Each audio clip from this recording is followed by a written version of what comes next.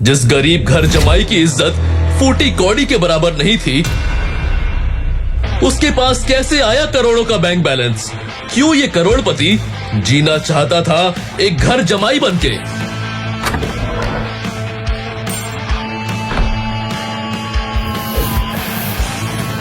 अब तुम नौकरों से ये काम कराओगे? वो नहीं करेंगे तो तुम करोगी। आज तक मुझसे भी तो यही करवाया।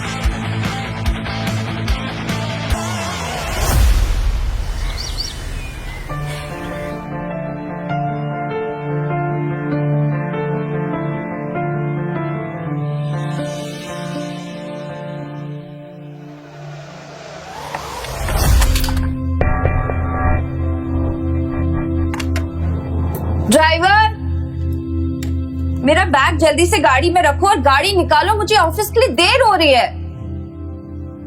ये ड्राइवर पता नहीं कहाँ मर गया और ये नक्श वो भी पता नहीं सुबह से कहाँ है। काम के टाइम ना सब पता नहीं कहाँ मर जाते हैं। बड़बड़ाते हुए अनिका ने आईने में देखकर जल्दी से अपने बालों को एक और बार संवारा और पीछे मुड़कर देखा तो वहां ड्राइवर की जगह नक्श खड़ा था। अनिका, मैं वो रमनीक भाई ज्वेलर्स के पास तो गया था। लगता है तुम्हारे ये जो ज्वेलरी सेट है उसको थोड़ा टाइम लग सकता है, शायद 1-2 दिन और। सॉरी मैम, थोड़ा लेट हो गया। थोड़ा लेट हो गया? पूरा दिन बैठ के टाइम पास करते रहते हो। मजाल है कि तुम लोग एक काम अच्छे से कर दो, कोई ना कोई बहाना बनाते रहते हो। तुम सब के सब ना एक जैसे हो, काम चोर। सॉरी मैम, आगे से ऐसे नहीं होगा। Sorry my foot. You better be on time tomorrow. ये कहने के बाद जैसे ही अनिका अपना बैग उठाने लगी तो नक्श अनिका की मदद करने के इरादे से बोला, अब मैं ले जाता हूँ। नहीं। नक्श चुपचाप खड़ा उसे कमरे से जाते देखते रह गया था। कुछ देर शांत खड़े रहने के बाद जैसे ही नक्श पीछे मुड़ा, उसकी नजर टेबल पर रखी एक फाइल पर पड़ी। अनिका वो फाइल अपने बैग में रखना भूल गई थी। जब हड़बड़ाते हुए नक्श तेजी से अनिका की तरफ बढ़ा तो वहीं पास में सोफे पर बैठी अनिका की कजन भाग्या की नजर उस पर पड़ी। उसने नक्श के रास्ते में अचानक से अपनी टांग अड़ा दी। ओह माय गॉड, ये तुमने क्या किया? मैंने क्या किया? मैं तो अनिका वो अपनी फाइल भूल गई थी तो मैं उसे फाइल देना चाहता था। रास्ते में ये अचानक आ गई और आप ये अच्छा, तो अब साहबजादे के रास्ते के बीच में मैं आ गई, इसमें भी मेरी गलती है ना? बड़ी माँ आप ठीक है ना? कोई जल्दी से डॉक्टर बुलाओ। इस आदमी ने बड़ी माँ पे गरम गरम चाय गिरा दी।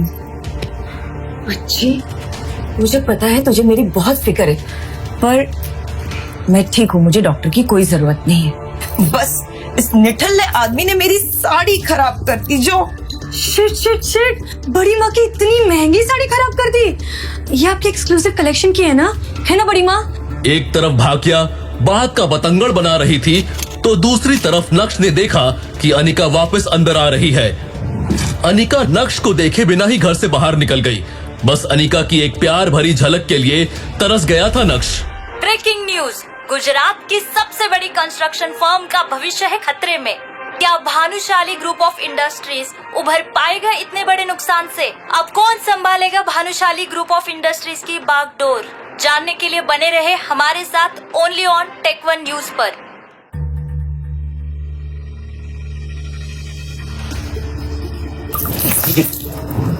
बेवकूफ, एक काम ठीक से नहीं आता, अब सीधे से चलना भी सिखाना पड़ेगा क्या तुझे? खड़े खड़े मेरा मुंह क्या देख रहा है? दफा हो जा मेरी नजरों के सामने से।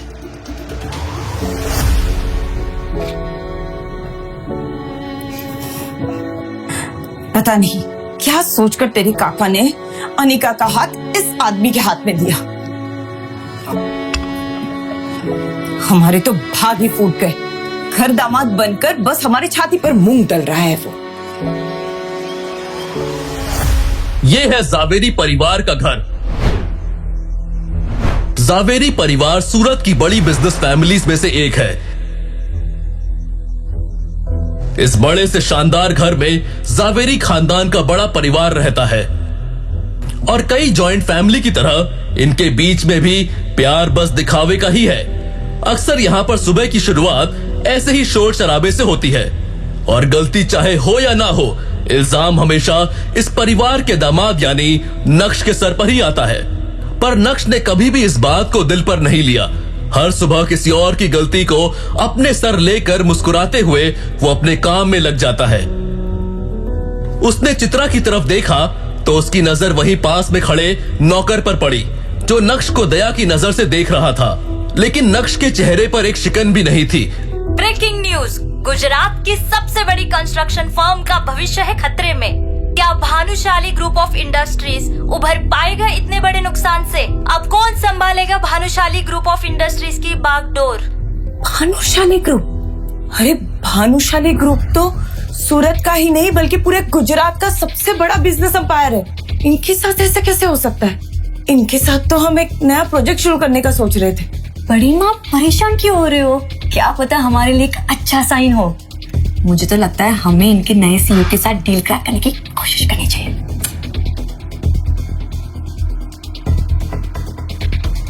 नक्श के चेहरे पर हल्की सी मुस्कुराहट थी, जो उसकी आंखों की चमक को और बढ़ा रही थी। तभी नक्श की नजर दीवार पर टंगी अनिका के पिता रसिक जावेरी की एक तस्वीर पर पड़ी। ये देखें आप गुरुजी, आपके वादे के चक्कर में क्या क्या सहन करना पड़ रहा है इस घर में। आप तो जाते जाते अपनी बेटी अनिका का हाथ मेरे हाथों में देकर चले गए, लेकिन पीछे से आपके घर में बस रोज कुछ ना कुछ झेलना पड़ता है मुझे।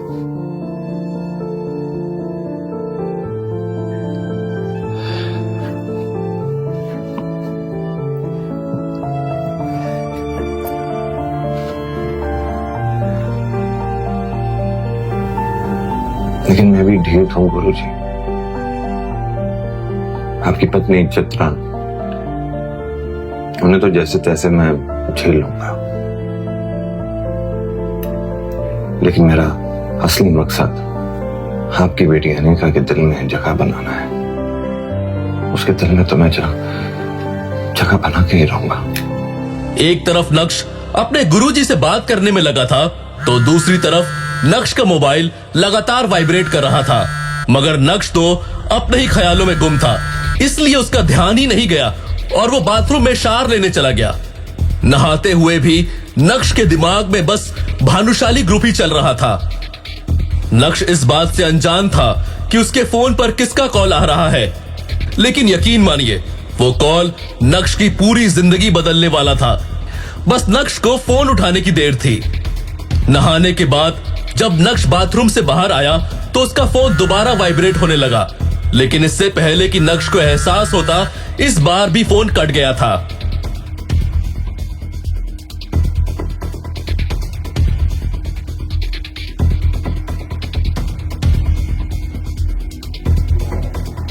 नक्श, प्लीज मेरा फोन उठा लो। मैं जानता हूं कि तुम अब भी मुझसे नाराज हो, लेकिन कुछ अर्जेंट बात करनी है।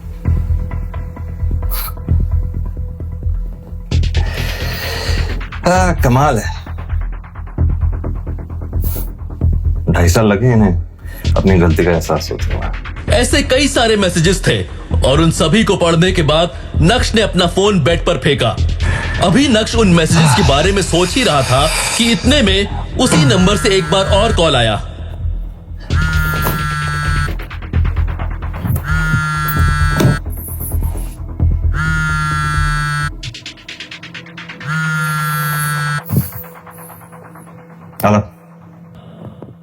हेलो नक्श बेटा। Hello mister Yashvardhan. अपना नाम सुनकर वो बुढ़ा आदमी थोड़ा सकपकाया, लेकिन यशवर्धन ने फिर से प्यार से शुरुआत की। बेटा, मुझे तुम्हारी बहुत याद आती है।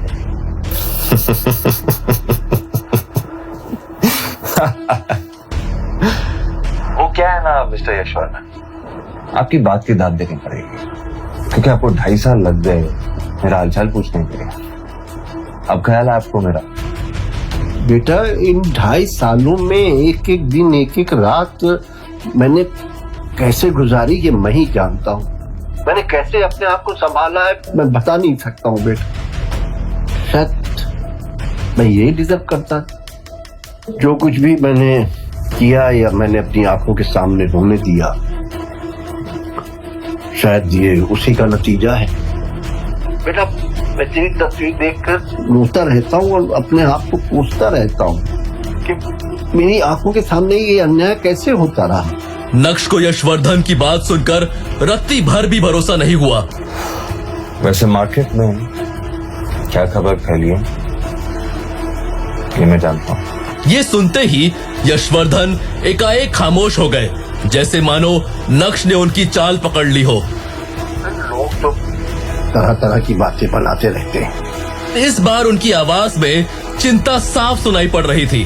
बेटा मैंने काम की बात करने के लिए फोन नहीं किया, बस मुझे तेरी आवाज सुननी थी। मैं जानता हूँ तेरा दिल कितना बड़ा है, चाहे कितनी भी बड़ी गलती क्यों ना हो, तू अपने मन में बैर रखने वाला नहीं है। कुछ लोग ना अच्छे दिल वालों को बेवकूफ समझने की गलती कर देते हैं। पर आप ठहरे यशवर्धन भानुशाली, आप तो ऐसी कभी गलती कर ही नहीं सकते। क्यों, सही कह रहा हूं ना मैं? ये सुनकर यशवर्धन समझ गए थे कि उनका काम इतनी आसानी से नहीं पूरा होगा। आप लोगों ने जो कुछ भी मेरे साथ किया उसे माफ करके मैं आगे बढ़ चुका हूं, लेकिन जो कुछ भी आप लोगों ने मेरे साथ किया उसे मैं कभी भुला नहीं सकता। तो प्लीज मुझे डिस्टर्ब करना बंद कीजिए, क्योंकि हमारा कोई रिश्ता नहीं है। मेरा पोता इतना कठोर तो नहीं था। आपको मेरी बात नहीं समझ आ रही। मैं अपनी जिंदगी में खुश हूँ। आप मुझे आपके साथ कुछ लेना देना नहीं है। आपका मेरा कोई रिश्ता नहीं है। और आप क्यों मुझे वापस उसी जगह बुलाना चाह रहे हैं जहां मुझे सिर्फ दर्द और तकलीफ मिली? क्या तेरा दिल नहीं करता है मेरी सूरत देखने को, मुझे मिलने को? बेटा एक बार मुझे मिल ले, अब फिर पता नहीं मेरे पास कितने दिन बचे। यशवर्धन बहुत अच्छे से जानते थे कि नक्श चाहे अपना दिल जितना भी सख्त कर ले, लेकिन इस बात पर वो पिघल ही जाएगा। नक्श स्ट्रॉन्ग हेडेड था, पर निर्दयी नहीं। ठीक है, एक और आखिरी बार बस। थैंक यू बेटा, थैंक यू। मैं तेरी सारी फेवरेट डिशेस बनवा के रखूंगा, जो भी तुझे पसंद है। मैं घर नहीं आ रहा, बाहर मिलेंगे आपके ऑफिस में, बिना किसी तामझाम के। हाँ हाँ ठीक है ठीक है। तो कल मिलते, मैं अपनी गाड़ी तुम्हें लेने के लिए भेज दूंगा। उसकी भी कोई जरूरत नहीं है, क्योंकि मुझे पता है कि भानुशाली ग्रुप ऑफ इंडस्ट्रीज का ऑफिस कहाँ है। मैं पहुंच जाऊंगा। बीते 2.5 सालों में कभी भी यशवर्धन ने नक्श से कांटेक्ट नहीं किया था। 2.5 सालों से नक्श भानुशाली ग्रुप से भी बाहर था। तो अब जब भानुशाली ग्रुप डूब रहा है तो यशवर्धन को नक्श की याद क्यों आ रही थी? ये सोच सोचकर नक्श और भी ज्यादा कंफ्यूज हो रहा था। तुरंत ही नक्श ने अपना लैपटॉप बाहर निकाला और इंटरनेट की हेल्प लेते हुए भानुशाली ग्रुप में चल रहे हलचल जानने की कोशिश की। ऐसे तो नक्श के हाथ में भानुशाली ग्रुप को लेकर कुछ हाथ नहीं आया, लेकिन उसके हाथ में ऐसा कुछ आ गया जिसे देखने के बाद नक्श की आंखों की चमक 4 गुना बढ़ गई थी। सचिन,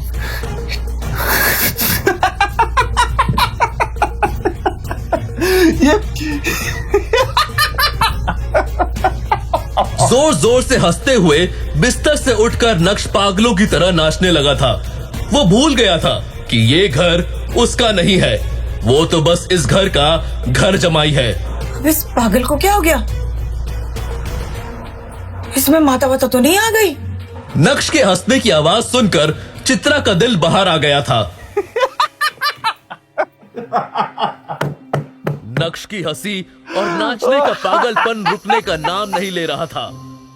बड़ी माँ छोड़ो ने तमे ढोकला खाओ ढोकला। आदमी ना पाचड़ શું समय बर्बाद करो।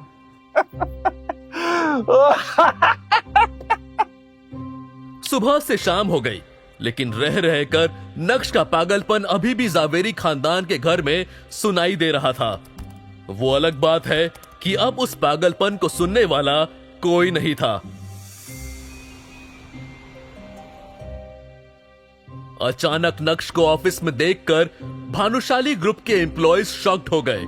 अरे देखो देखो, ये तो नक्श है ना, लेकिन ये यहाँ क्या कर रहे हैं? मैंने तो सुना है कि आजकल ये गरीबों से भी बदतर जिंदगी जी रहा है। अभी लोगों के बीच में कानाफूसी चल ही रही थी कि तभी एक आदमी ने कहा, मुझे लगता है कि ये बड़े साहब से नौकरी मांगने आया होगा। एक तरफ भानुशाली ग्रुप के कुछ लोग नक्श का मजाक बना रहे थे, तो दूसरी तरफ कुछ ऐसे भी लोग थे जिन्हें नक्श के डैड पर बहुत भरोसा था और वो सभी नक्श को देखकर बहुत खुश थे। अब आया है ऊट पहाड़ के नीचे, यही सही समय है और इन्हें मेरी जरूरत भी है, मजा आना चाहिए। कैबिन में बैठे यशवर्धन को भी नक्श का बड़ी बेसब्री से इंतजार था। अब यशवर्धन, भानुशाली और नक्श एक दूसरे के आमने सामने खड़े थे, लेकिन दोनों में से किसी के भी मुंह से एक शब्द भी बाहर नहीं निकल रहा था। यशवर्धन और नक्श की इस मीटिंग को देखकर ऑफिस के बाकी एम्प्लॉयज भी हैरान हो गए कि अब आगे क्या होगा। चलो आओ अंदर, आराम से बैठ के बात करें। नक्श बेवकूफ नहीं था। यशवर्धन के इस इशारे को वो अच्छे से समझ पा रहा था। नक्श जो कल तक चित्रा और अनीका के ताने सुन रहा था, वो आज भानुशाली ग्रुप के चेयरमैन के आलीशान कैबिन में बैठा हुआ था। नक्श बेटा कैसे हो? तुम्हें हमारी याद नहीं आई? नक्श को यशवर्धन, भानुशाली की भावुक बातों से कोई फर्क नहीं पड़ रहा था, क्योंकि उसे पता था ये सब एक दिखावा है। जिस काम के लिए आपने मुझे यहाँ बुलाया है, जो बात करने के लिए आपने मुझे यहाँ पे बुलाया है, उसकी बात करें। ये सब बातें तो आप कल भी फोन पे कर चुके हैं, है ना मिस्टर भानुशाली? नक्श बेटा, तुम मेरे पोते हो और मैं समझ सकता हूँ कि तुम ऐसा क्यों करो। गलती मेरी है और उसकी सजा भी मुझे मिलनी चाहिए। और मैं तुम्हें बता दूं कि कई सालों से मैं हर रोज उस गलती की सजा भुगत रहा हूँ। मिस्टर भानुशाली, ये बात हम दोनों अच्छी तरह जानते हैं कि ये सब बातें करने के लिए तो आपने मुझे यहाँ पे बुलाया नहीं। तो प्लीज ना आप अपना वक्त जाया कीजिए, ना ही मेरा।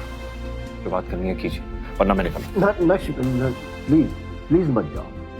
इस भानुशाली ग्रुप को तुम्हारी जरूरत है, मुझे तुम्हारी जरूरत है। मैं चाहता हूँ अपने पापा की तरह तुम इस कंपनी को संभाल लो। क्या तुम अपने दादा को माफ नहीं करोगे? वैसे तो नक्श को बहुत गुस्सा आ रहा था, लेकिन उसके पास भी यही एक मौका था जहां वो खुद की जिल्लत भरी जिंदगी को बदल सकता था। यही सोचकर उसने अपने कदम पीछे ले लिए। मैं जानता हूँ बेटा कि कुछ सालों पहले मैं तुम्हारे पापा के साथ बहुत सख्ती की। अब मैं उस गलती को सुधारना चाहता हूँ।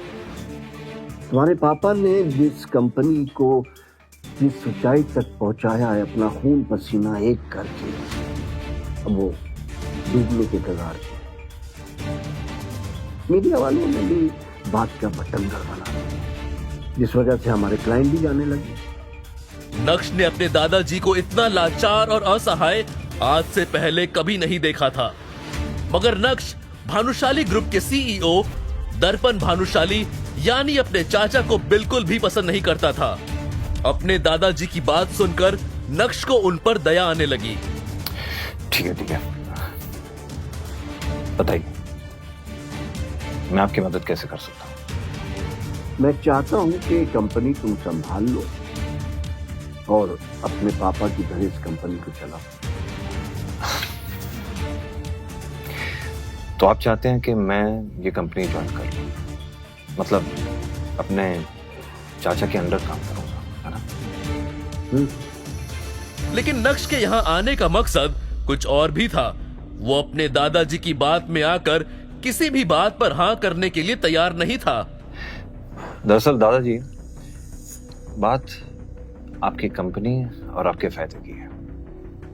तो ये रिश्ते नाते पछतावे जैसे शब्दों का इस्तेमाल नहीं करते हैं, इसे पीछे छोड़ देते हैं। आपकी मदद करने के लिए मैं तैयार हूं, लेकिन बदले में आपको भी कुछ ऐसा करना होगा जिससे मैं खुश हो सकूं, जिससे मेरे और मेरे पिताजी का खोया हुआ सम्मान लौट सके। ज्यादा कुछ नहीं करना है आपको, बस मैं कुछ शर्तें आपके सामने रखूंगा, आपको उसे स्वीकार करना है, कबूल करना है, और उसके बदले में मैं आपकी मदद करने के लिए तैयार हूं। सिंपल। शर्तें। अब तुम अपनों के आगे शर्तें रखोगा। इस दुनिया में रहना है तो दुनिया के तौर तरीके से ही बात करनी पड़ेगी, और शायद इसी में मेरा फायदा है। वो कहना कि आपको मेरी जरूरत है, मुझे आपकी नहीं।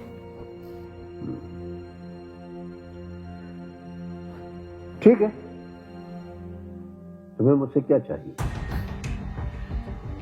ये आपने की ना फायदे की बात। सबसे पहली शर्त, अब इस कंपनी में मैं दोबारा तभी लौटूंगा जब इस कंपनी का सीईओ मैं बनूंगा, ठीक उसी तरह जिस तरह मेरे चाचा ने मेरे पिताजी की जगह ले ली थी। मैं ये बात तो जानता था कि आपने मुझे भानुशाली ग्रुप ऑफ इंडस्ट्रीज को बचाने के लिए नहीं बल्कि चाचा की कंपनी को बचाने के लिए यहाँ पे बुलाया, लेकिन आपको अपनी गलती का जरा सा भी अफसोस नहीं हुआ। ऐसी बात नहीं है बेटा, लेकिन अच्छा ये बताओ तुम्हारी बाकी की शर्तें क्या है? मेरी दूसरी शर्त यह है दादाजी कि इस कंपनी को मैं तभी ज्वाइन करूंगा जब इस कंपनी में काम करने की मुझे पूरी फ्रीडम मिलेगी। इस कंपनी में कितने पैसे आ रहे हैं, कितने पैसे जा रहे हैं, सब मेरी जुरिस्डिक्शन के अंदर होगा। सब ये समझ लीजिए कि अब ये कंपनी मेरे हिसाब से चलेगी। तुम्हारी शर्तें सुनकर लग रहा है कि जैसे कि तुम मुझसे कोई बदला ले रहे हो। मौके के दस्तूर को नक्श अपने हाथों से नहीं जाने दे सकता था, इसलिए आज कठोर होकर उसने दिल की सारी भड़ास अपने दादाजी के सामने बाहर निकाल दी थी। और किस्मत देखिए, आज समय भी नक्श का साथ देता हुआ नजर आ रहा था। नक्श का ये रूप यशवर्धन ने पहली बार देखा था। उन्होंने तो नक्श को बहुत सीधा साधा समझा था और उन्हें लगा था कि नक्श से बात करना बहुत आसान होगा, लेकिन मिलने के बाद उनकी सोच पूरी तरह से गलत साबित हुई थी। शायद उन्हें भी समझ आ गया था कि नक्श को सब पता चल गया है। वैसे क्या पता चल गया है, उसके लिए आपको थोड़ा और इंतजार करना होगा। मैं नहीं जानता कि तुम्हारी इन शर्तों से तुम्हारे चाचा पर क्या गुजरेगी, लेकिन मुझे तुम्हारी शर्तें मंजूर हैं। अगले हफ्ते से तुम भानुशाली ग्रुप के सीईओ की पोस्ट पर ज्वाइन कर सकते हो।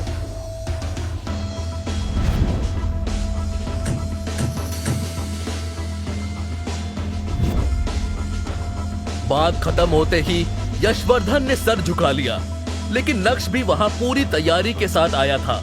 इसलिए नक्श ने अपने दादाजी के सामने एक अग्रीमेंट पेपर रखा और उसे साइन करने के लिए कहा। ये क्या है? क्या तुम्हें मुझ पर भरोसा नहीं है? अब जो कुछ भी मेरे परिवार पे गुजरा है उसके बाद तो आपके साइन पे ही मुझे भरोसा है। वैसे आपके लिए भी एक कॉपी लेके आया हूं, बस ज्यादा सोचिए मत, फॉर्मेलिटीज को पूरा करते हैं। आखिरकार हूं तो मैं आपका पोता ही, है ना? पर अपने पोते के लिए इतना तो कर ही सकते हैं, और इस बहाने शायद आपका पछतावा तो ना कम हो जाए।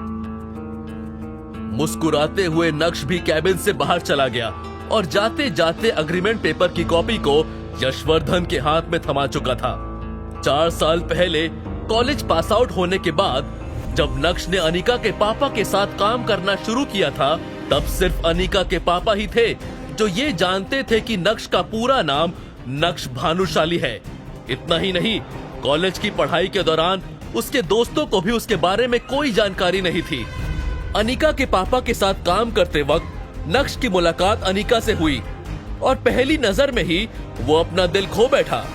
लेकिन उसे क्या पता था कि इतना प्यार होने के बाद भी जब वो अनिका से शादी करेगा, तब उसे उस शादी में एक जिल्लत की जिंदगी के अलावा और कुछ नहीं मिलेगा।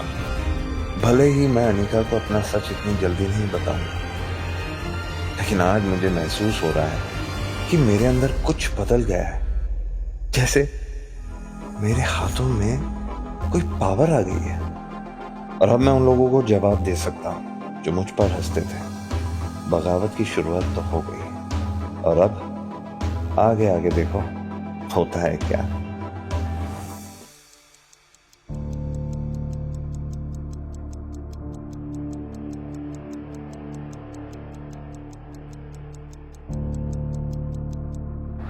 मॉम, मैं सोच रही थी आज ये महाशय को ऑफिस लेकर जाऊं, पर ये घर पे ही नहीं है।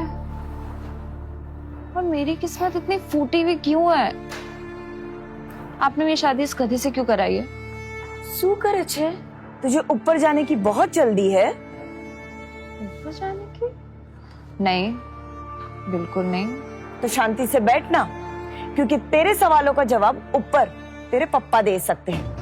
तेरे साथ साथ मेरी भी किस्मत फूट गई। कम ऑन मॉम, ये कैसा जोक है? जोक? मजाक मैं कर रही हूँ या तू? पिछली बार उसको ऑफिस लेके गई थी तो याद है ना क्या हुआ था?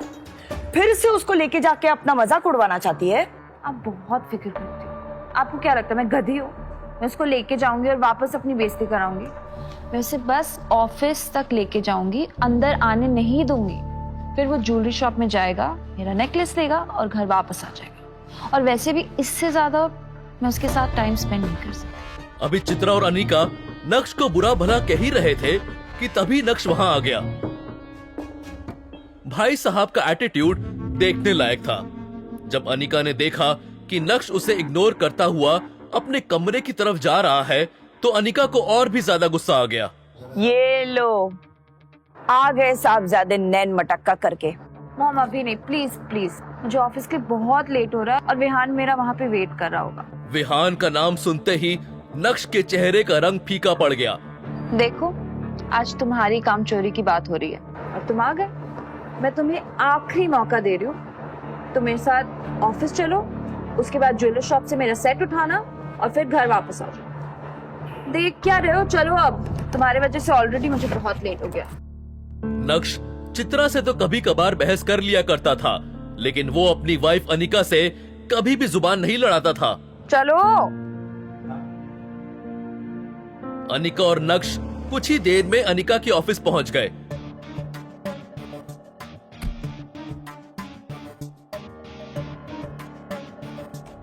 अनिका जब अपने कैबिन में पहुंची तो उसका दोस्त और बिजनेस पार्टनर विहान बजाज पहले ही वहां बैठा उसका इंतजार कर रहा था। यार अनिका, मैं पिछले 1 घंटे से बैठा तुम्हारा इंतजार कर रहा हूँ।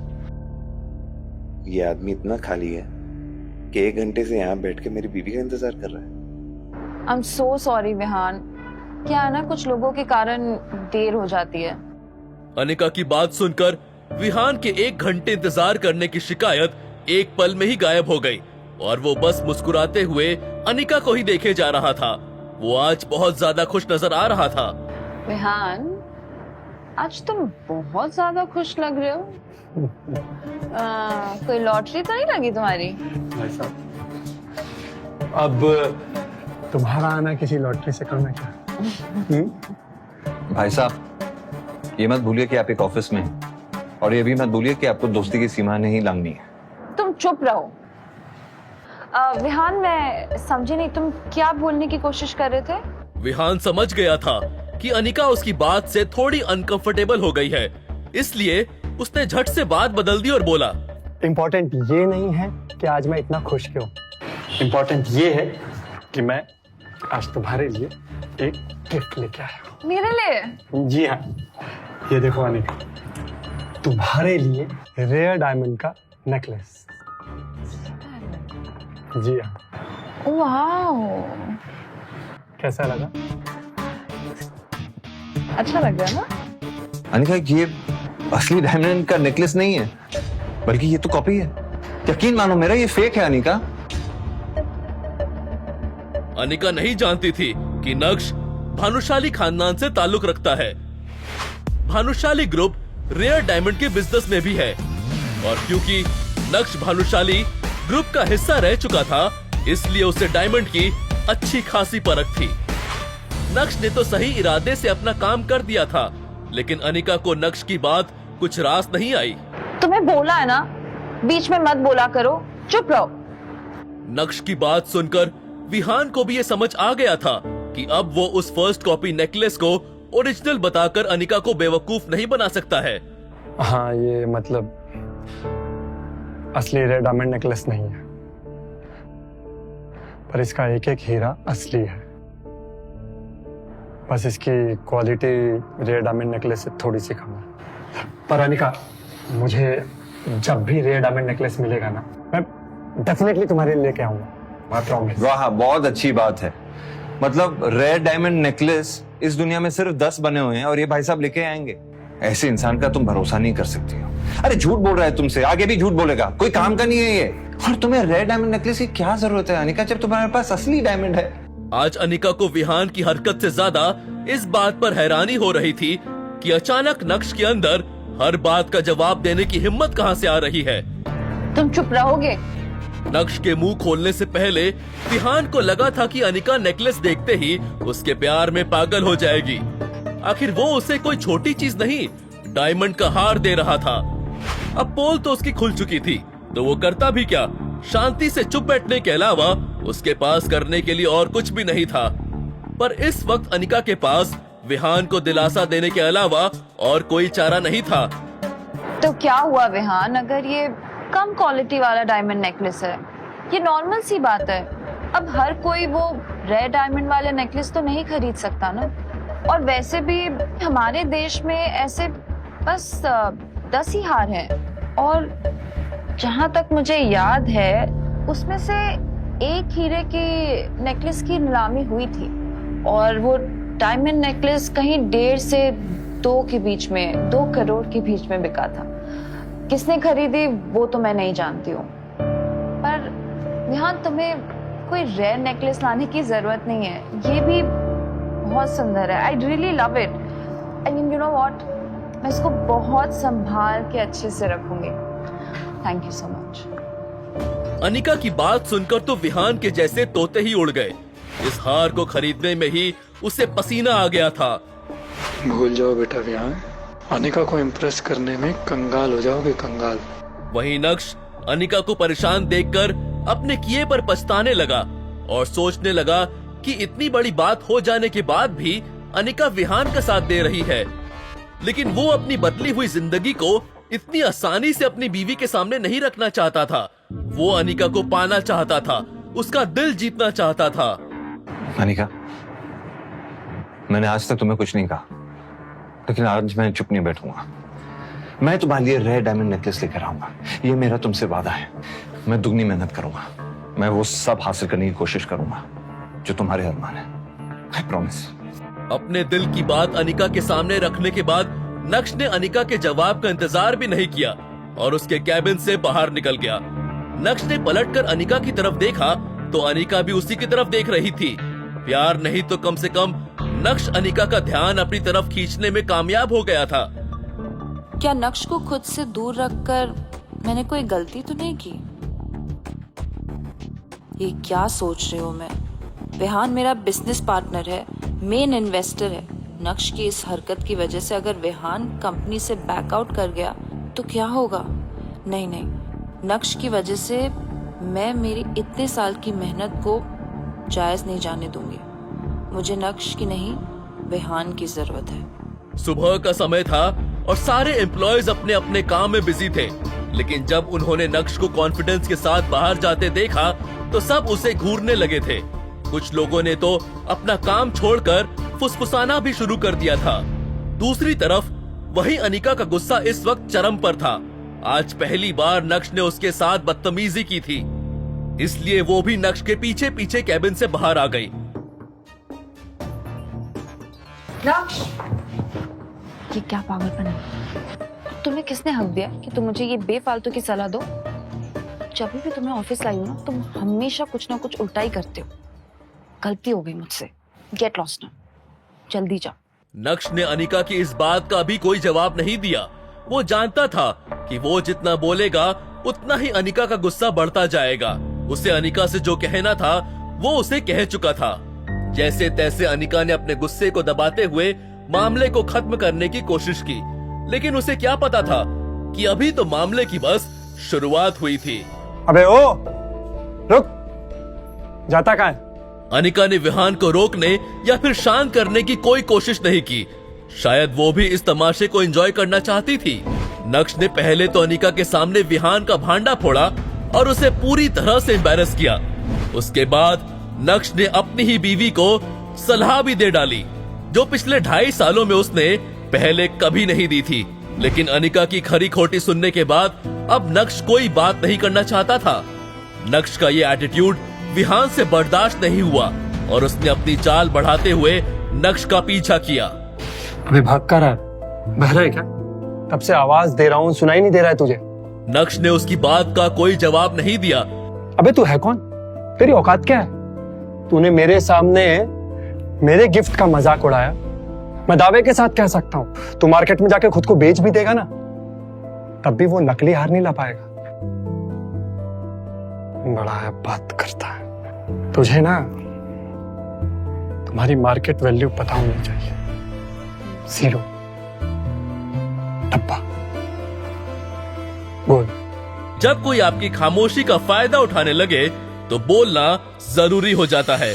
पहली बात, जो लड़की तुम्हारे सामने खड़ी है ना, वो मेरी बीवी है, तो बेहतर यही होगा कि तुम उससे दूर रहो। दूसरी बात, तुम्हारा दिया हुआ हीरे का नकली हार की कोई जरूरत नहीं है, ये मैं खुद इसे लाके दे सकता हूं। तो अपना ये ढोंगी दिखावा बंद करो। तीसरी बात, जिसकी खुद की जेब में नोट नहीं होते, वो चिल्लर बजा के दिखावा नहीं करते। और एक बोनस बात, दोबारा इस पेन को टच किया ना तो मैं तेरा हाथ तोड़ दूंगा। नक्श ने विहान को अपने स्वैग के दर्शन करवा दिए थे। इसी के साथ नक्श ने विहान को एक बाजू ढकेला और ऑफिस से बाहर निकल गया। नक्श के वहां से जाने के बाद कुछ देर तक विहान वहीं खड़ा रहा, लेकिन इतनी बेइज्जती होने के बाद वहां रुकने का कोई सेंस नहीं था। तमाशा खत्म होने के बाद अनिका भी ऑफिस के अंदर चली गई। क्या देख रहे हो तुम लोग? Get back to work. ये अंजी कॉर्पोरेशन का ऑफिस था, जिसकी चेयरपर्सन अनिका थी। अपने कैबिन में जाने के बाद अनिका गुस्से से आग बबूला हो रही थी। पिछले कुछ महीनों से अनिका की कंपनी के हालात ठीक नहीं थे। वो मुश्किल से उसे संभालने की कोशिश कर रही थी। क्या करे उसे ये समझ नहीं आ रहा था। तभी उसे विहान मिला और जब उसकी दोस्ती विहान से हुई तब जाकर उसे पता चला कि वो एक बहुत बड़े परिवार से ताल्लुक रखता है। और बस यहाँ से अनिका ने विहान को अपने जाल में फंसाना शुरू किया। और आज विहान न सिर्फ उसकी कंपनी का बिजनेस पार्टनर है, बल्कि मेजर इन्वेस्टर भी है। और विहान की वजह से ही अनिका की कंपनी अभी चल रही है। इस कंपनी के सारे लॉसेस विहान ही बेयर करता है और अनिका को इसकी बहुत जरूरत भी है। अनिका का विहान से दोस्ती करना कोई आसान काम नहीं था। कितने पापड़ बेलने के बाद वो उसके करीब आ रही थी। सब ठीक चल रहा था, सब कुछ अनिका के प्लान के मुताबिक हो रहा था, लेकिन नक्श ने आकर आज सब कुछ बिगाड़ दिया। जो लड़की तुम्हारे सामने खड़ी है वो मेरी बीवी है। क्या जरूरत थी उसे विहान को ऐसा कुछ कहने की? हार भले ही नकली था, लेकिन ये सब कहकर उसका ईगो हर्ट करने की क्या जरूरत थी? अब पता नहीं वो उसकी कंपनी में अपना पैसा इन्वेस्ट करेगा या नहीं। अगर वो आज नक्श को अपने साथ नहीं लेकर आती तो अभी विहान उसके साथ बैठा होता। अंजी कॉर्पोरेशन के ऑफिस से बाहर आकर नक्श काफी खुला खुला महसूस कर रहा था और नक्श इस शुरुआत को बरकरार रखना चाहता था। तभी अचानक से नक्श का फोन बजा और जब उसने स्क्रीन पर अपने दादाजी का नाम देखा तो उसके चेहरे पर चालाकी वाली मुस्कान आ गई थी। Mister Bhanushali, what a coincidence. मैं भी आपको फोन ही करने वाला था और देखिए आपका फोन आ गया। अच्छा नक्श बेटा, तुम्हें अपने दादाजी की याद आ गई? अच्छा मजाक कर लेते हैं दादाजी। आपने मुझे फोन किया तो जरूर कुछ इंपॉर्टेंट काम होगा। वैसे मैं भी आपको एक बहुत ही खास काम के लिए फोन करने वाला था। ठीक है, तो काम की बात कर लेते हैं। अगले हफ्ते तुम भानुशाली ग्रुप के नए सीईओ की कुर्सी पर बैठने वाले हो, तो मैंने तुम्हारी ये खास आदमी से मीटिंग फिक्स की है। एड्रेस तुम्हें व्हाट्सएप कर दिया है, तो तुम मुझसे कल मिल लेना। मुझे किसी को भी मिलने में कोई प्रॉब्लम नहीं है, लेकिन आपको भी मेरी 2 शर्तें पूरी करनी होगी। पहली शर्त, आपको आज के आज मेरे लिए एक रेयर डायमंड नेकलेस का बंदोबस्त करना होगा, और दूसरी वो मैं आपको व्हाट्सएप कर रहा हूं। और हाँ, वो काम भी बेहद खास है, जल्दी हो जाना चाहिए। नक्श पॉइंट टू पॉइंट बात कर रहा था और उसका एटीट्यूड 7वें आसमान पर था, जो यशवर्धन को बिल्कुल भी पसंद नहीं आ रहा था। नक्श बेटा, तुम्हें ऐसा नहीं लगता कि तुम्हारी डिमांड्स बढ़ती जा रही हैं? अभी तो तुमने भानुशाली ग्रुप ज्वाइन भी नहीं किया है। ज्वाइन करने के बाद पता नहीं क्या होगा। मेरी डिमांड्स बढ़ती जा रही हैं? कम ऑन दादाजी, कैसे बातें कर रहे हैं आप? ऐसी बात है कि आपने भी अगर मुझे ऑफिस बुलाया तो कोई डिमांड पूरी करने के लिए बुलाया होगा। It's always give and take दादाजी, आखिर तो आपका ही खून हूं ना मैं, और मेरी डिमांड पूरी हो जानी चाहिए। ये काम बेहद खास है, व्हाट्सएप कर रहा हूं, जस्ट गेट इट डन। तुम बहुत नक्श उन्हें अपनी गलती का पूरा एहसास करवा रहा था और यशवर्धन उस एहसास में दबते हुए नजर आ रहे थे। फोन रखते ही नक्श ने देखा कि उसे व्हाट्सएप पर 3 मैसेजेस आए हुए हैं। एक उसके दादाजी का था और बाकी के दोनों उसकी बीवी अनिका के थे। अनिका ने उसे 10,000 रुपए भेजे थे और लिखा था, नक्श, तुमने कपड़े खरीदे? मैंने तुम्हें बोला था ना कि हम फैमिली गैदरिंग में जा रहे हैं, प्लीज भिखारियों जैसे मत आना। दरअसल अनिका के घर में आज फैमिली डिनर पार्टी थी और पिछली बार नक्श की वजह से उसे काफी कुछ झेलना पड़ा था, इसलिए उसने नक्श को इस बार पहले ही पैसे भेज दिए, जिससे जावेरी खानदान और बाकी के गेस्ट के बीच नक्श को लेकर कोई बात ना हो, वरना चित्रा और अनिका को अपना मुंह बंद करना पड़ जाता है।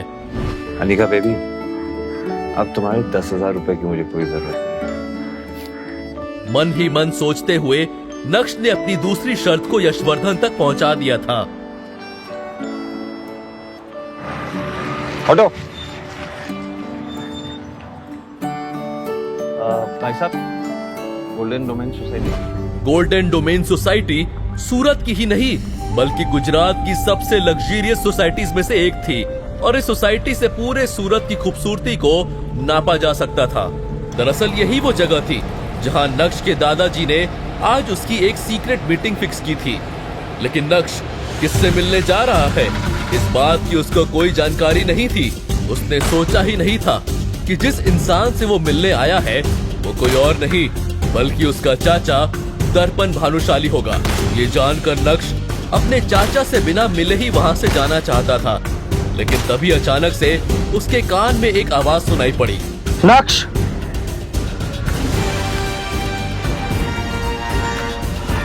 पिछली बार 2.5 साल पहले लगभग मिला था तुमसे, एंड आई मस्ट से पहले से काफी अच्छे और कॉन्फिडेंट लग रहे हो। अब क्योंकि दर्पण भानुशाली ने नक्श से बात करना शुरू कर दिया था, इसलिए नक्श किसी का डिसरिस्पेक्ट नहीं करना चाहता था।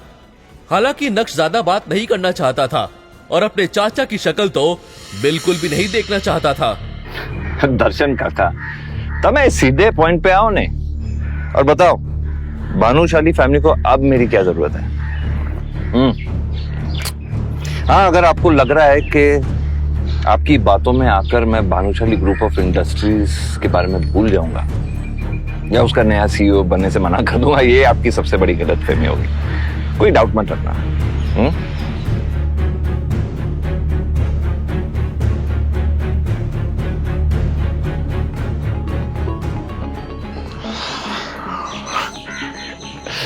सू थ्यू दर्शन काका, शायद आप ये बात भूल रहे हैं कि आप मुझे ज्यादा परेशान करना अफोर्ड नहीं कर सकते, क्योंकि अब भी खेतान एंटरप्राइजेस के शेयर्स मेरे नाम पे हैं।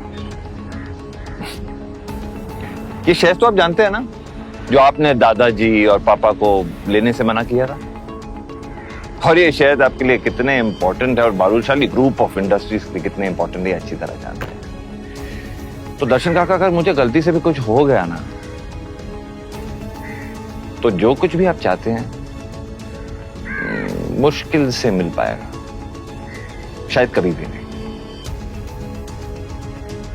तो आइंदा मुझे रोकने की कोशिश मत करना।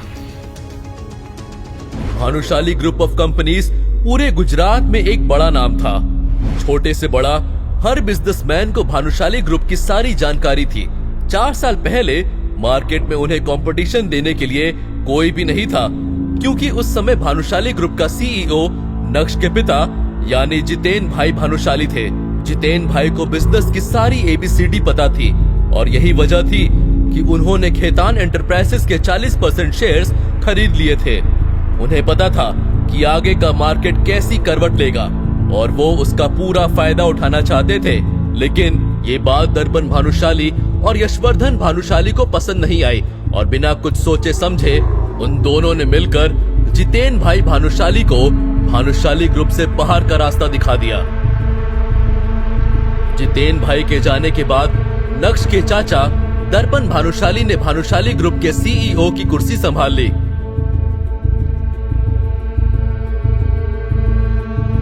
लेकिन वो अपनी कंपनी को संभाल पाने में पूरी तरह से फेल हो गए। अब उन्हें डूबते हुए तिनके का सहारा चाहिए था। और जब उन्हें पता चला कि जितेन भाई के खरीदे हुए शेयर्स आज मार्केट में तहलका मचा चुके हैं, तब भानुशाली खानदान को नक्श की याद आई। अब आप लोगों को पता चल ही गया होगा कि नक्श के अंदर ये पावरफुल चेंजेस क्यों और कैसे आ रहे हैं। जी हाँ, नक्श के दोनों हाथ घी में जो हैं और अब नक्श से कोई मुकाबला भी नहीं कर सकता है। नक्श की बात सुनकर उसके चाचा दर्पण एकदम शॉक्ड रह गए थे। उन्होंने सोचा नहीं था कि नक्श को खेतान एंटरप्राइजेस के बारे में सब कुछ पता होगा। वो नक्श को कच्चा नींबू समझ रहे थे और नक्श निकला पका हुआ बादाम। अब उनके पास नक्श से उलझने के लिए कोई वजह नहीं थी। गोल्डन डोमेन सोसाइटी से बाहर आने के बाद जब नक्श ने अपना फोन चेक किया तो उसके व्हाट्सएप पर उसके एक दोस्त का मैसेज था। अबे तू कहाँ रह गया? आ रहा है ना, लेट मत कर। आखिर नक्श कहाँ जाने वाला था? नक्श के किस दोस्त की एंट्री होने वाली है? दरअसल आज अनिका की फैमिली गैदरिंग अटेंड करने से पहले नक्श को अपनी हाई स्कूल रीयूनियन में जाना था। दादा एक चाय देना। ग्रेजुएशन के बाद इतने सालों में नक्श पहली बार अपने किसी कॉलेज या स्कूल रियूनियन में जा रहा था। इतने सालों में नक्श अपने किसी भी दोस्त से भी नहीं मिला था। उस रीयूनियन पार्टी के बारे में सोचते हुए नक्श को अपने सारे पुराने क्लासमेट्स याद आने लगे, जिनके साथ वो कभी स्कूल में मस्ती किया करता था। आज नक्श उन सबसे फिर से मिलने वाला था और ये सोच सोचकर ही नक्श एक्साइटेड हो रहा था। नक्श सोचने लगा कि स्कूल के दिनों में वो कितना खुश रहा करता था। उसकी आंखों के सामने बचपन के वो सभी पल नाचने लगे थे। क्लास बंक करने पर सर से डांट खाना और डांट खाने के बाद भी दोस्तों के साथ खिलखिलाना। यस यस दोस्तों से लड़ाई करके उन्हें रुला देना। छोड़, ध्यान दे, पापा से बचा दे मेरी प्रिंसिपल की। और फिर उसके बाद जब दोस्त गुस्सा होकर बात करना बंद कर दे तो उसे जाकर सॉरी बोलना। बचपन भी कितना मासूम था। इन बच्चों को देख के अपनी पुरानी दिन याद आ रही है। वो बचपन की दिनें जब हम स्कूल जाया करते थे। आज तो वो दिन भी खत्म हो गई। ठीक है सर, चलते हैं। नक्श को इस समय स्कूल में की हुई सारी मस्ती याद आ रही थी। उसे ये भी एहसास हो रहा था कि वो इस दुनिया से कितनी अलग थी। सच में यार, वो भी क्या दिन थे। किताबों का बोझ कंधों पर होने के बावजूद भी वो जिंदगी कितनी खुशनुमा थी। ये सोच सोचकर नक्श के चेहरे की मुस्कान और भी ज्यादा निखर गई थी। नक्श को यकीन नहीं हो रहा था कि वो इतना जल्दी बड़ा हो गया है। ऐसा लग रहा था जैसे ये सब तो जैसे अभी कल की ही बात है। इतना ही नहीं, स्कूल के दिनों में पनिशमेंट के चलते बेंच पर खड़े होकर खिलखिलाना, क्लास की हर लड़की को दोस्त की भाभी बताना, इस सब में कितना मजा आता था। दोस्तों के साथ कैंटीन की पेटीज और समोसे खाने जाना और फिर इस बात पर लड़ाई करना कि आज पार्टी कौन देगा। स्पोर्ट्स खेलना, दोस्तों से पढ़ाई में कंपटीशन करना। स्कूल भी जैसे अपने आप में ही एक पूरा संसार था। ना दुनिया का डर था और ना ही दुनिया से लड़ने की ख्वाहिश थी। स्कूल के दिनों में नक्श जितना खुलकर जी रहा था, शायद ही उसके बाद उसे जिंदगी को कभी इतना खुलकर जीने का मौका मिला। नक्श इन ख्यालों के साथ अभी आगे बढ़ ही रहा था कि तभी उसे अचानक कुछ याद आया। यूनियन में तो शिवानी भी मिल सकती है। दरअसल शिवानी वो लड़की थी जिसे नक्श स्कूल के दिनों में पसंद करता था। हटो। और उसके करीब जाने के लिए उसने काफी पापड़ भी बेले थे। हाय, मैं नक्श हूँ। लेकिन जब शिवानी को इस बारे में पता चला तो उसने नक्श को खूब भला बुरा कहा। शिवानी केमिस्ट्री टीचर की बेटी थी और स्कूल में तब आई थी जब नक्श 7th क्लास में पढ़ता था। नक्श को आज भी याद है कि कैसे उसके सारे क्लासमेट्स शिवानी को देखकर बोलते थे। सभी शिवानी से बात करने की चाह रखते थे और रखते भी क्यों ना, शिवानी थी ही इतनी सुंदर, तो फिर क्या था, नक्श को भी उससे पहली नजर में पहला प्यार हो गया था। लेकिन वो अलग बात है कि नक्श उसके साथ कभी अपनी केमिस्ट्री सेट नहीं कर पाया था। नक्श के सारे दोस्त उसे शिवानी के नाम से चिढ़ाते भी थे। शिवानी, तुम्हारे लिए ये सब क्या है? तुम्हारी हिम्मत कैसे है मुझे रोज देने की? देखना, एक दिन मैं इतनी बड़ी सुपर स्टार बनूंगी ना, ऐसे लोग मेरे आगे पीछे घूमेंगे। जाओ यहाँ से। एक बार डांट खाने के बाद नक्श के दिमाग से शिवानी का सारा भूत उतर गया था और उसने दोबारा कभी शिवानी के करीब जाने की कोशिश नहीं की थी। देखना, एक दिन मैं इतना बड़ा आदमी बनूंगा ना कि सब मेरे आगे पीछे घूमेंगे। यही वजह थी कि स्कूल वाले प्यार की ये कहानी स्कूल खत्म होने के साथ ही खत्म हो गई थी। स्कूल के बाद एक दो बार नक्श ने शिवानी को फेसबुक और इंस्टाग्राम पर देखने की भी कोशिश की थी, पर अनिका से मिलने के बाद उसकी ये खोज खबर भी खत्म हो गई।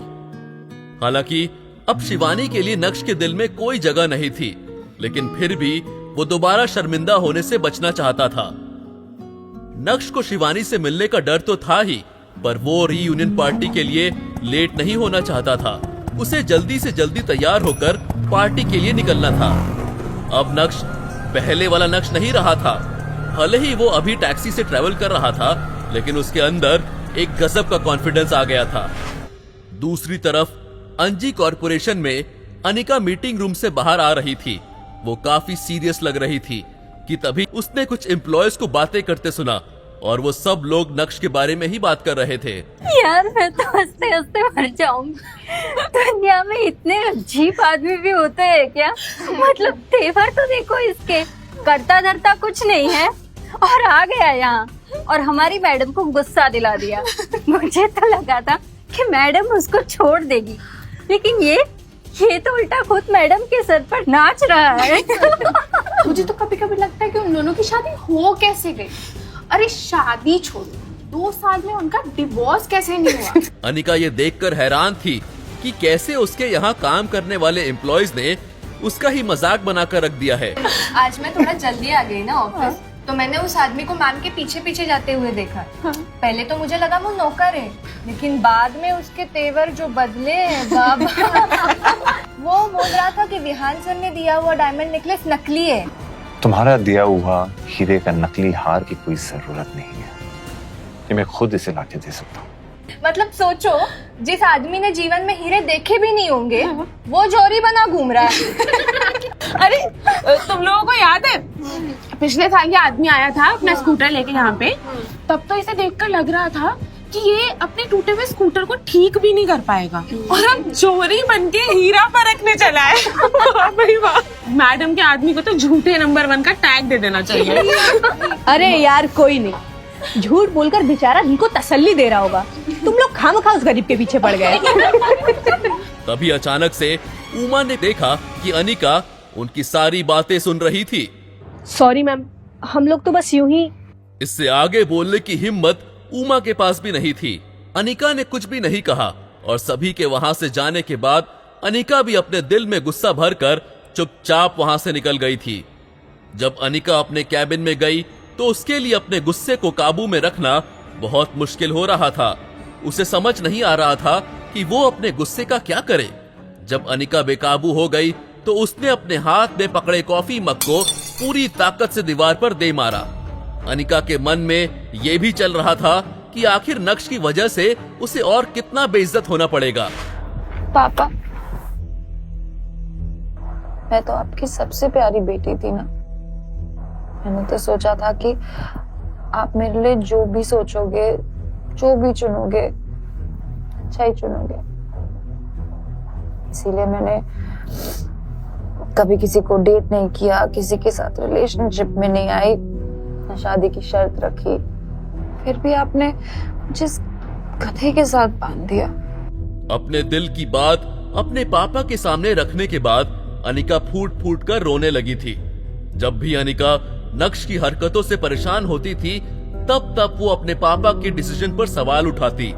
मैंने सुना है कि माँ बाप जो भी अपने बच्चों के लिए करते हैं ना, उनकी भलाई के लिए करते हैं, पर मुझे ऐसा बिल्कुल नहीं लगता है। बल्कि मुझे ऐसा लगता है कि बस आपको अपना आखिरी काम करना था और आप वो करके चले गए। लेकिन आज पहली बार अनिका ने अपने पापा को एक केयरलेस पिता घोषित कर दिया था।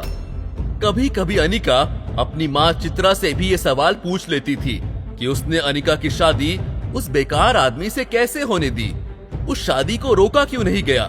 लेकिन चित्रा चाहे दुनिया के सामने कितनी ही तेज तर्रार क्यों ना हो, लेकिन उसने कभी भी अपने पति के डिसीजन पर सवाल नहीं उठाया था। जो कुछ भी किया अनिका के पापा ने ही किया था, लेकिन अब अनिका और चित्रा दोनों ही उनके डिसीजन से खुश नहीं हैं। अनिका का दिमाग इतना ज्यादा खराब हो गया था कि वो दिन भर केबिन से बाहर ही नहीं निकली थी। पूरे समय उसके दिमाग में बस अपनी बाकी की जिंदगी की कहानी चल रही थी। दूसरी तरफ चित्रा सोफे पर आराम से बैठकर टीवी देख रही है। जैसे ही चित्रा ने नक्श को अंदर आते हुए देखा, वैसे ही चित्रा ने कहा, नक्श इधर आओ, मुझे तुमसे कुछ बात करना है। चित्रा नक्श से कौन सी जरूरी बात करने वाली थी? क्या अनिका को इस बात के बारे में पता होगा? क्या चित्रा नक्श और अनिका का डिवोर्स करवाने वाली है? क्या बदले हुए नक्श की सच्चाई जानकर अनिका को उसमें अपना प्यार दिखने लगेगा? क्या अनिका नक्श को अपना हमसफर कह पाएगी? या फिर आज के रीयूनियन पार्टी में नक्श को उसकी शिवानी मिल जाएगी? क्या नक्श और शिवानी के बीच में प्यार का सिलसिला फिर से उठेगा? क्या नक्श अनिका को छोड़कर शिवानी का दीवाना होगा? सुनिए नक्श और अनिका की एक गोलमाल love story, Insta empire, only on Pocket FM।